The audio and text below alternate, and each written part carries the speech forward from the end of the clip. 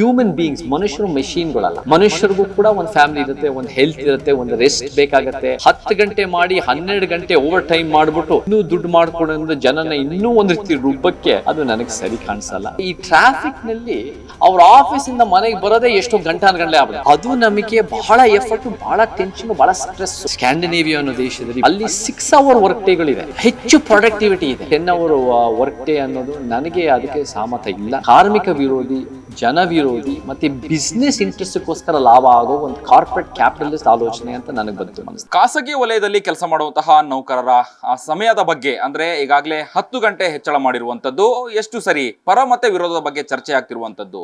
ಸದ್ಯ ಈ ಬಗ್ಗೆ ಮಾತನಾಡಲಿಕ್ಕೆ ನನ್ನೊಂದಿಗೆ ನಟ ಚೇತನ್ ಅಹಿಂಸಾ ಅವರಿದ್ದಾರೆ, ಅವ್ರನ್ನ ಮಾತಾಡ್ಸೋಣ. ಸರಿ, ಖಾಸಗಿ ವಲಯದಲ್ಲಿ ಕೆಲಸ ಮಾಡುವಂತಹ ಸಿಬ್ಬಂದಿಗಳ ಸೇವಾ ಅವಧಿ 10 ಗಂಟೆಗೆ ಏರಿಸಿರುವಂತದ್ದು, ಅದು ಜಾಸ್ತಿ ಆಯ್ತು ಕಡಿಮೆ ಆಯ್ತು, ಇದು ಖಾಸಗಿಗೆ ಮಾತ್ರನಾ, ಸರ್ಕಾರಿ ನೌಕರಿಗೆ ಅನ್ವಯಿಸೋದನ್ನ ಒಂದು ಚರ್ಚೆ ಇದೆ. ನಿಮ್ಮ ಅಭಿಪ್ರಾಯ ಏನು ಅಂತ ಹೇಳ್ತೀರಿ? ನಾನು ಇದನ್ನು ನೋಡಿದಾಗ ಇದು ಖಂಡಿತ ಇದು 10 ಗಂಟೆ ಟೈಮ್ ಲಿಮಿಟ್ಗೆ ದಿನಕ್ಕೆ ಕೆಲಸನ ಹೆಚ್ಚಳ ಮಾಡಿದಾಗ ಇದು ಒಂದು ಕಾರ್ಮಿಕ ವಿರೋಧಿ, ಜನ ವಿರೋಧಿ ಮತ್ತು ಬಿಸ್ನೆಸ್ ಇಂಟ್ರೆಸ್ಟ್ಗೋಸ್ಕರ ಲಾಭ ಆಗೋ ಒಂದು ಕಾರ್ಪೊರೇಟ್ ಕ್ಯಾಪಿಟಲಿಸ್ಟ್ ಆಲೋಚನೆ ಅಂತ ನನಗೆ ಬಂತು ಮನಸ್ಥಿತಿಗೆ. ನಮಗೆ ಇವತ್ತಿನ ದಿನ ವರ್ಕ್ ಲೈಫ್ ಬ್ಯಾಲೆನ್ಸ್ ಬೇಕಾಗುತ್ತೆ, ನಮಗೆ ಇವತ್ತಿನ ದಿನ ಆರೋಗ್ಯ ನೋಡ್ಕೊಳ್ಳೋದು ಭಾಳ ಬೇಕಾಗುತ್ತೆ. ನಮ್ಮ ಇತಿಹಾಸ ನೋಡಿದ್ರೆ Baba Saheb Ambedkar 8 hour work week ತಂದಿದ್ದು, ಆ 8 hour work week, 8 hour work day ಮತ್ತು ಆ 40 ಅವರ್ ವರ್ಕ್ ವೀಕ್ ಅನ್ನೋ ತಂದಿದ್ದು. ಅದನ್ನು ನಮಗೆ ಹೆಂಗೆ ಅಂದರೆ ಎಷ್ಟೋ ಹೋರಾಟಗಳು, ಶಿಕಾಗೋನಲ್ಲಿ ಹೇ ಮಾರ್ಕೆಟ್ ರೈಟ್ಸು ಭಾಳ ದೊಡ್ಡ ಪ್ರಮಾಣದ ಹೋರಾಟಗಳಾಗಿ 8 ಗಂಟೆ ಹೊತ್ತನ್ನು ಅವಧಿ ತಂದಿದ್ದು. ಬೇರೆ ದೇಶದಲ್ಲಿ ನೋಡಿದ್ರೆ ಸ್ಕ್ಯಾಂಡಿನೇವಿಯಾ ಅನ್ನೋ ದೇಶದಲ್ಲಿ ಭಾಳ ನಮಗೆ ಮಾದರಿ ದೇಶಗಳು, ಅಲ್ಲಿ 6 ಅವರ್ ವರ್ಕ್ ಡೇಗಳಿದೆ, ಹೆಚ್ಚು ಪ್ರೊಡಕ್ಟಿವಿಟಿ ಇದೆ, ಹೆಚ್ಚು ಒಂದು ರೀತಿ ಕೆಲಸಗಳು ನಡೆಯುತ್ತೆ. ಅದನ್ನು ನಾವು ರೀತಿ ಮಾಡೋದು ಬಿಟ್ಟು ಇದನ್ನು ಇದ್ದಿದ್ದನ್ನು ಹೆಚ್ಚಳ ಮಾಡಿ ಇನ್ನೂ ಒಂದು ಕಂಪನಿಗಳು ಲಾಭ ಮಾಡ್ಕೊಂಡು ಜನರ ಜೀವನಕ್ಕೆ ಕಷ್ಟ ಆಗೋದನ್ನು ಇನ್ನೂ ಕಷ್ಟ ಮಾಡಿ, ನನಗೆ ಈ 10 ಅವರ್ ವರ್ಕ್ ಡೇ ಅನ್ನೋದು ನನಗೆ ಅದಕ್ಕೆ ಸಹಮತ ಇಲ್ಲ. ನನಗೆ ಅದರಿಂದ ಏನು ಅನಿಸುತ್ತೆ ಅಂದರೆ ಈ ಬಿಸ್ನೆಸ್ ಕ್ಯಾಪಿಟಲ್ ಇಂಟ್ರೆಸ್ಟು ಜನನ, ಹ್ಯೂಮನ್ ಬೀಯಿಂಗ್ಸ್, ಮನುಷ್ಯರು ಮೆಷಿನ್ಗಳಲ್ಲ. ಮನುಷ್ಯರಿಗೂ ಕೂಡ ಒಂದು ಫ್ಯಾಮಿಲಿ ಇರುತ್ತೆ, ಒಂದು ಹೆಲ್ತ್ ಇರುತ್ತೆ, ಒಂದು ರೆಸ್ಟ್ ಬೇಕಾಗತ್ತೆ, ಒಂದು ಮೆಂಟಲ್, ಫಿಸಿಕಲ್ ಎಲ್ಲ ರೀತಿ ರೆಸ್ಟ್ ಬೇಕಾಗತ್ತೆ. ಸೊ ನನ್ನ ಪ್ರಕಾರ 8 ಗಂಟೆ ಒಂದು ಅದು ಗ್ರೇಸ್ ಪೀರಿಯಡ್ 9 ಗಂಟೆ ಸಾಕು.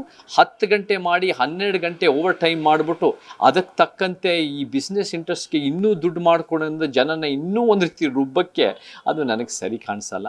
ಸೊ ಅದು ಕೂಡ ನಮಗೆ ಎಷ್ಟೋ ಒಂದು ಕಂಪನಿಗಳಲ್ಲಿ ಕೆಲಸ ಮಾಡೋರು, ಎಷ್ಟೋ ಯುವಕರು ಭಾಳ ಗಟ್ಟಿಯಾದ ಹೋರಾಟ ಮಾಡ್ತಾ ಇದ್ದಾರೆ.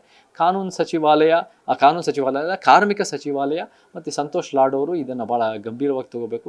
ದಿಸ್ ಇಸ್ ನಾಟ್, ನಾವು ನಮ್ಮ ಸಂವಿಧಾನ ಪೀಠಿಕೆನಲ್ಲೇ ಸಮಾಜವಾದ ಅಂತ ಇದೆ, ಯಾವ ಬಂಡವಾಳಶಾಹಿ ವಾದ ಇಲ್ಲ. ನೀವೆಲ್ಲ ನಿಮ್ಮ ಬರೀ ದುಡ್ಡಿನ ಮನಸ್ಥಿತಿಯಿಂದ ಹೊರಗೆ ಬಂದು ಕಾರ್ಮಿಕರ ಆಲೋಚನೆ ಪರವಾಗಿ ನೀವು ನಿಂತ್ಕೋಬೇಕು, ಕಾರ್ಮಿಕರ ಬದುಕಿನ ಪರವಾಗಿ ನಿಂತ್ಕೋಬೇಕು. ಸೊ ಅದನ್ನು ನಾವು ನಿರೀಕ್ಷೆ ಮಾಡ್ತೀವಿ ಹೊರತು, ನಾನು ಹೇಳಿದ್ದೀನಿ ಸ್ಕ್ಯಾಂಡಿನೇವಿಯಾ 6 ಅವರ್ಸ್, ಇಲ್ಲಿ 40-50 ಗಂಟೆ ವರ್ಕ್ ವೀಕ್ ಇದ್ದರೆ ಅಲ್ಲಿ 34-32 ಗಂಟೆ ವರ್ಕ್ ವೀಕ್ನಲ್ಲಿ ಭಾಳ ಪ್ರೊಡಕ್ಟಿವಿಟಿ ಇದೆ. ಆ ಹಾದಿನಲ್ಲಿ ನಾವು ಹೋಗ್ಬೇಕು ಹೊರತು ಹೆಚ್ಚಳ ಅಲ್ಲ, ಕಡಿಮೆ ಮಾಡ್ತಾ ನಾವು ಯೋಚನೆ ಮಾಡಬೇಕು. ಇನ್ನು ಅವಧಿ ಅಂದರೆ ಕೆಲಸದ ಅವಧಿ ಜಾಸ್ತಿ ಮಾಡಿದಾಗೆ ಎಲ್ಲೋ ಒಂದು ಕಡೆ ಅಥವಾ ಅವ್ರಿಗೆ ಕೊಡುವಂತಹ ಸಂಬಳನೂ ಕೂಡ ಹೆಚ್ಚು ಮಾಡಿದರೆ ಆ ಬ್ಯಾಲೆನ್ಸ್ ಆಗುತ್ತಾ, ಅಥವಾ ಅದು ಇನ್ನೂ ಕೂಡ ಬರ್ಡನ್ ಆಗುತ್ತಾ, ಹೆಂಗೆ ಅದನ್ನು ಯಾವ ರೀತಿಯಾಗಿ ಅದನ್ನು ಆಲೋಚನೆ ಮಾಡುವಂಥದ್ದು ಅಂತ? ನಮ್ಮ ಪ್ರಕಾರ ಕೆಲಸದ ಅವಧಿ ಮಾಡದೇನೂ ಕೂಡ ಜನರನ್ನ ಸಂಬಳಗಳು ಜಾಸ್ತಿ ಮಾಡ್ತಾ ಬರಬೇಕು, ಅದು ನಮ್ಮ ವಾದ. ಸೊ ನಮಗೆ of course and the basis is ಎಷ್ಟು ಮಟ್ಟಿಗೆ ಪ್ರೊಡಕ್ಟಿವಿಟಿ ಆಗುತ್ತೆ.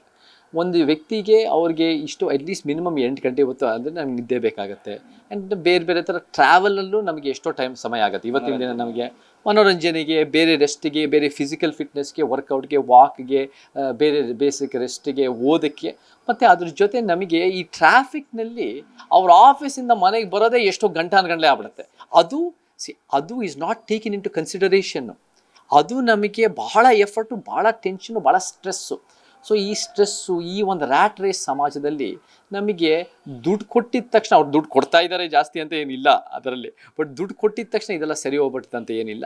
ನನ್ನ ಪ್ರಕಾರ ಅವ್ರಿಗೆ ವರ್ಕ್ ಅವರ್ಸ್ ಕಡಿಮೆ ಮಾಡಿ ಸಂಬಳಗಳು ಜಾಸ್ತಿ ಮಾಡಬೇಕು. ಇಲ್ಲೇನಾಗ್ತಾ ಇದೆ, ವರ್ಕ್ ಅವರ್ಸ್ ಜಾಸ್ತಿ ಮಾಡಿ ಸಂಬಳ ಅಷ್ಟೇನೋ ಕಡಿಮೆನೋ ಮಾಡ್ತಾ ಇದ್ದಾರೆ, ಹಂಗೆ ಮಾಡೋಕ್ಕಾಗಲ್ಲ. ಸೊ ನಮ್ಗೆ ಉಲ್ಟಾ ಮಾಡಬೇಕು ಅಂತ ನಮ್ಮ ವಾದ. ಕಾರ್ಮಿಕರ ಪರವಾಗಿ ನಿಂತ್ಕೋಬೇಕು. Workers rights is a very important right ಅನ್ನೋದು ತಿಳಿಯೋದು ಭಾಳ ಮುಖ್ಯ. Yes sir, thank you. ಇದಿಷ್ಟು ನಟ ಚೇತನ್ ಅಹಿಂಸಾ ಅವರ ಮಾತಾಗಿತ್ತು. ಕ್ಯಾಮರಾ ಪರ್ಸನ್ ಉಲ್ಲಾಸ್ ಜೊತೆ ಅಭಿಜಿತ್ ಗಣೇಶ್, ಕರ್ನಾಟಕ ಟಿವಿ, ಬೆಂಗಳೂರು. ನಾನು 86 kg ಇದ್ದವಳು 71 kg ಬಂದಿದ್ದೀನಿ. ವಯಸ್ಸಾದ್ಮೇಲೆ ಸ್ಮಾರ್ಟ್ ಆಗಿ ಕಾಣ್ತೀರಾ ಅಂದ್ರೆ ಜಿನ್ನಿ. 126 kg ವೇಟ್ ಇದ್ದು ನಾವು ಈಗ 114 kg ಲೆಕ್ಕ ಬಂದಿದ್ದೀವಿ. ಯಾವುದೇ ಸೈಡ್ ಎಫೆಕ್ಟ್ ಆಗಿಲ್ಲ. 84ರಿಂದ 50 kg ಬಂದೆ, ಆಮೇಲೆ ಸಣ್ಣಗೆ ಫಿಟ್ ಆಗಿದ್ದೀನಿ. ಅದಕ್ಕೆ ನಾನು ಯೂಸ್ ಮಾಡ್ತಾ ಇರೋದು ಜೀನಿ ಸ್ಲಿಮ್. 84ರಿಂದ 50 kg ಬಂದೆ. ಆಮೇಲೂ ಸಣ್ಣಗೆ ಫಿಟ್ ಆಗಿದ್ದೀನಿ. ಅದಕ್ಕೆ ನಾನು ಯೂಸ್ ಮಾಡ್ತಾ ಇರೋದು ಜೀನಿ ಸ್ಲಿಮ್. ಸಣ್ಣ ಆಗೋಕ್ಕೆ ಜೀನಿ ಸ್ಲಿಮ್ ಯೂಸ್ ಮಾಡಿದೆ, ಹೆಲ್ದಿನೂ ಅದೇ. ನೀವು ಸಣ್ಣ ಆಗಬೇಕಾ, ಹೆಲ್ದಿ ಆಗಬೇಕಾ? ಹಾಗಿದ್ರೆ ಜೀನಿ ಸ್ಲಿಮ್ ಯೂಸ್ ಮಾಡಿ. ಸಣ್ಣ ಆಗೋದಕ್ಕೆ ಯಾವುದೋ ಪ್ರಾಡಕ್ಟ್ ಹೇಳ್ತಾ ಇದ್ದಾಳೆ, ಏನಾದರೂ ಸೈಡ್ ಎಫೆಕ್ಟ್ಸ್ ಇದೆ ಅಂತ ಯೋಚನೆ ಮಾಡ್ತಾ ಇದ್ದೀರಾ? ಖಂಡಿತ ಇಲ್ಲ, ಯಾಕಂದರೆ ಇದು ಕೆಮಿಕಲ್ ಫ್ರೀ. ಸಣ್ಣ ಆಗಬೇಕು ಅಂದರೆ ಜೀನಿ ಸ್ಲಿಮ್ ಯೂಸ್ ಮಾಡಿ. ಹೆಚ್ಚಿನ ಮಾಹಿತಿಗೆ ಕೆಳಗೆ ಡಿಸ್ಪ್ಲೇ ಆಗ್ತಿರೋ ನಂಬರ್ಗೆ ಕಾಲ್ ಮಾಡಿ.